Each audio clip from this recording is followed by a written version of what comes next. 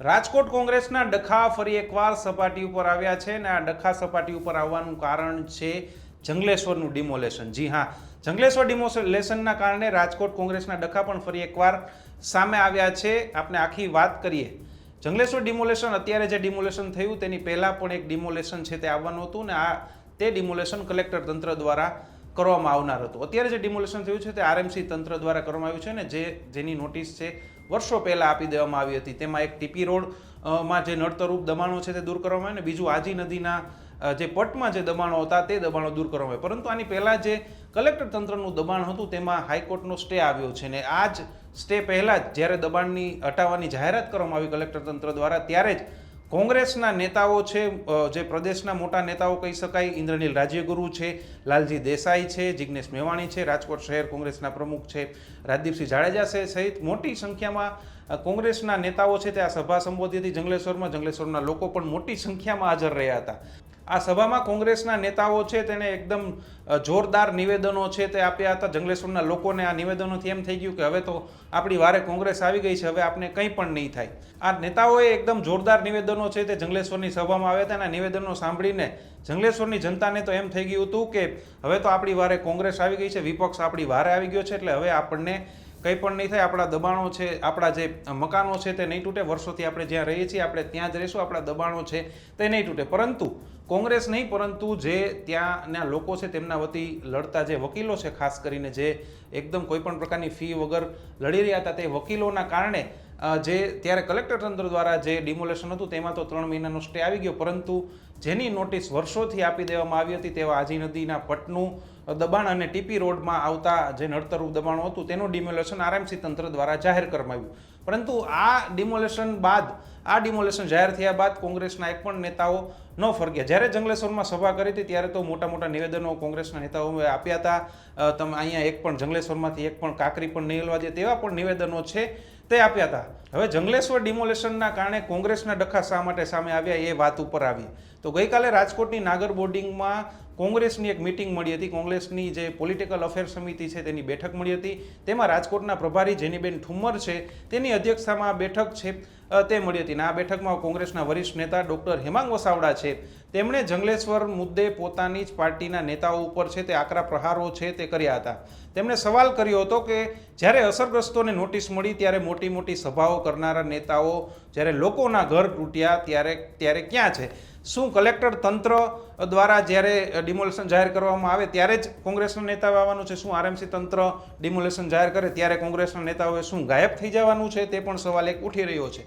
Doctor Hemang વસાવડાએ આ વાત કરતાં જ કોંગ્રેસની જે મિટિંગ હતી તેમાં સોપો પડી ગયો હતો. તેમણે જ રાજકોટના જ કેટલાક નેતાઓ ઉપર છે તે નિશાન સાધ્યું હોવાનું મનાઈ રહ્યું છે. તો આ જે સભા કરવામાં આવી હતી તેમાં જિગ્નેશ મેવાણી હતા, લાલજી દેસાઈ હતા, રાજકોટ શહેર કોંગ્રેસના પ્રમુખ હતા, ઇન્દ્રનીલ રાજ્યગુરુ પણ હતા. આ તમામ મોટા નેતાઓએ અહીંયા જે છે સભા કરી હતી ને તેમાં મોટા મોટા વાયદાઓ કર્યા હતા. જે સ્થાનિકો છે તેમને પણ હૈયાધારણા છે તે આપી હતી. પરંતુ ત્યારબાદ કોંગ્રેસ જે જંગલેશ્વરમાં ડિમોલેશન બીજું આરએમસી દ્વારા જાહેર પણ થઈ ગયું, ડિમોલેશન પણ થઈ ગયું, પરંતુ કોંગ્રેસના એક પણ નેતાઓ ન આવ્યા તેવું હેમાંગ વસાવડાએ ચોખ્ખો સીધો આક્ષેપ છે તે કર્યો હતો.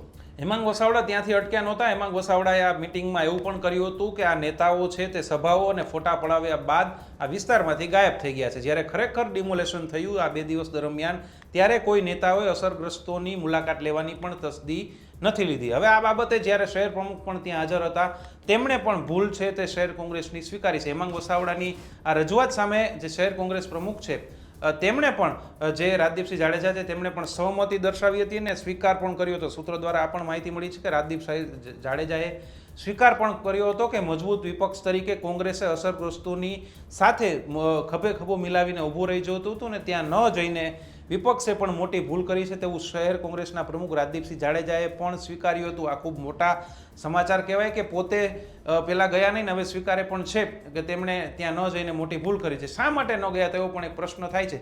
ભલે આ દબાણો છે તે ગેરકાયદેસર હતા, સરકારી જમીનો ઉપર પણ હતા, પરંતુ 40-50 વર્ષથી લોકો ત્યાં રહી રહ્યા હતા. કેટલાક લોકોએ તો પોતે દબાણ નહોતા કર્યા, પરંતુ જે લોકોએ દબાણ કર્યા હતા તેમને પૈસા દઈને આ દબાણો, આ જે જગ્યાઓ છે તે લીધી હતી, ત્યાં મકાનો છે તે કંઈક ને કંઈક કિંમત ચૂકવીને લીધી હતી. એટલે કે મોટી સંખ્યામાં લોકો છે તે ગરીબ લોકો પણ હતા. ખરેખર ત્યાં ક્રાઇમ સાથે પણ અમુક કેટલાક લોકોને ત્યાં ઘણા બધા લોકો એવા હતા કે જેમને ત્યાંના જે ક્રાઇમ ચાલી રહ્યો હતો, ત્યાં જે જંગલેશ્વર જે ગેરકાયદેસર પ્રવૃત્તિનો અડ્ડો થઈ ગયો હતો, તેમની સાથે પણ કંઈક લેવા દેવા નહોતું. ત્યારે કોંગ્રેસે આ લોકો સાથે જઈને ઊભું રહેવું જોઈતું હતું તેવું ડૉક્ટર હેમાંગ વસાવડાનું સ્પષ્ટ છે તે માનવું હતું. આ સમગ્ર વિવાદ પાછળ રાજકોટ કોંગ્રેસનો આંતરિક જૂથવાદ છે તે સ્પષ્ટપણે સામે આવી રહ્યો છે. ત્યારે અગાઉ ટીઆરપી ગેમ ઝોન અગ્નિકાંડ વખતે પણ જ્યારે કોંગ્રેસના ધારાસભ્ય જિગ્નેશ મેવાણી હોય, લાલજી દેસાઈ હોય, ઉપરાંત પાલ આંબલિયા છે તે રાજકોટમાં સતત સક્રિય હતા, ત્યારે સ્થાનિક નેતાઓની ગેરહાજરી છે ત્યારે પણ ઉડીને આંખે વળગી હતી. ત્યારે એક સવાલ થાય છે કે કોંગ્રેસના આ આંતરિક જૂથવાદો છે તે ક્યારે પૂરા થશે? કારણ કે એક લોકશાહીમાં મજબૂત વિપક્ષ હોવું પણ બિલકુલ જરૂરી છે, ખૂબ જરૂરી માનવામાં આવે છે. મજબૂત વિપક્ષ હોય તો તે સતત લોકો સાથે જે અન્યાય થતો હોય છે તેનો અવાજ ઉઠાવતો હોય છે ને ક્યાંક ને ક્યાંક સરકાર પર પણ જે વિપક્ષ જ્યારે અવાજ ઉઠાવે ત્યારે તેને પ્રેશર આવતું હોય છે ને લોકોના મુદ્દાઓ છે તેને વાચા મળતી હોય છે. પરંતુ જો વિપક્ષમાં જ આ રીતના આંતરિક ડખાવો હોય તે સતત સામે આવતા રહે તો લોકોએ કોની પાસે જે ખરેખર જેમની સાથે અન્યાય થતો હોય છે તેમને કોની પાસે આશા રાખવી તે પણ એક સવાલ છે તે સામે આવ્યો છે. હવે કોંગ્રેસ જે હેમાંગ વસાવડા છે તેમણે જ રાજકોટ કોંગ્રેસના જ એક મોટા નેતા ઉપર જ આ જે તમામ પ્રહારો છે તે કરવા હોવાનું છે તે માનવામાં આવી રહ્યું છે. ડૉક્ટર હેમાંગ વસાવડાએ આ મુદ્દો ઉઠાવીને આડકતરી રીતે પોતાનું જ વિરોધી જૂથ જે શહેર કોંગ્રેસમાં પણ અલગ અલગ જૂથો ચાલી રહ્યા છે. તેમાં એક જૂથમાં હેમાંગ વસાવડા છે, બીજા પણ ઇન્દ્રનીલ રાજ્યગુરુ સહિતના નેતાઓના પણ અનેક જૂથ છે. એટલે કે હેમાંગ વસાવડાએ પોતાના વિરોધી જૂથ ઉપર જ્યારે પ્રહાર કરવાનો મોકો મળ્યો ત્યારે પાછળ હાથ નથી કર્યો અને તેમનો જે મુદ્દો છે તે પણ વ્યાજબી છે કે જ્યારે આટલા મોટા લોકો, ગરીબ લોકો છે તે પીડાતા હોય એ પછી સાચા છે કે ખોટા એ અલગ પ્રશ્ન છે, પરંતુ જ્યારે આટલા મોટા પ્રમાણમાં હજારોની સંખ્યામાં લોકો છે તે બેઘર થતા હોય, હેરાન થતા હોય, પીડાતા હોય ત્યારે વિપક્ષે તો તેમની સાથે જઈને ઊભું જ રહેવું જોઈએ તેવું સ્પષ્ટ હેમાંગ વસાવડાનું કહેવું છે. ત્યારે તંત્ર દ્વારા કરવામાં આવેલું જે ડિમોલેશન કાર્યવાહી હતી, ઐતિહાસિક ડિમોલેશન કાર્યવાહી, એમાં વિપક્ષની જે નિષ્ક્રિયતા છે તે પણ લોકોમાં એક ચર્ચાનો વિષય ચોક્કસથી બની છે.